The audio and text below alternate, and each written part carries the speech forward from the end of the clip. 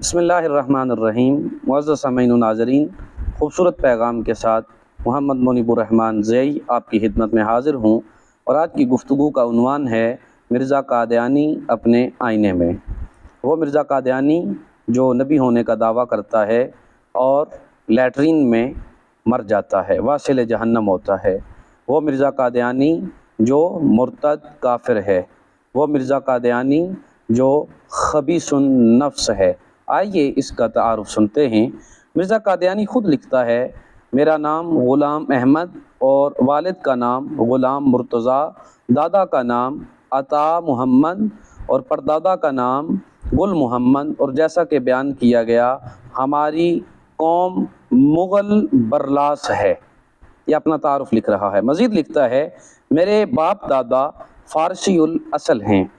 مرزا دوسری جگہ لکھتا ہے، میں بنی فاطمہ سے ہوں، اور تیسری جگہ لکھتا ہے، اس سے مطلب یہ ہے کہ اس کے خاندان میں ترک کا خون ملا ہوا ہوگا، اور ہمارا خاندان جو اپنی شہرت کے لحاظ سے مغلیہ خاندان کہلاتا ہے، اور اس پیشن گوئی کا مصداق ہے، کیونکہ اگرچہ سچ وہی ہے جو خدا نے فرمایا یہ خاندان فارسی الاصل ہے، مگر یہ تو یقینی اور مشہود و محسوس ہے اگر اکثر مائیں اور دائیاں ہمارے مغلیہ خاندان سے ہیں اور وہ چینی الاصل ہیں، یعنی چین کی رہنے والی ہیں۔ اور چوتھی جگہ لکھتا ہے، میں اپنے خاندان کی نسبت کئی دفعہ لکھ چکا ہوں، وہ ایک شاہی خاندان ہے اور بنی فارس اور بنی فاطمہ کے خون سے ایک معجون مرکب ہے۔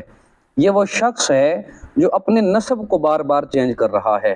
کیا وہ شخص جو اپنا نسب، اپنا کسب، اپنا خاندان چینج کرتا پھرے، وہ معاذ اللہ علیہ باللہ ایک مرتد کافر تو ہو سکتا ہے، لیکن کبھی بھی نبی نہیں ہو سکتا۔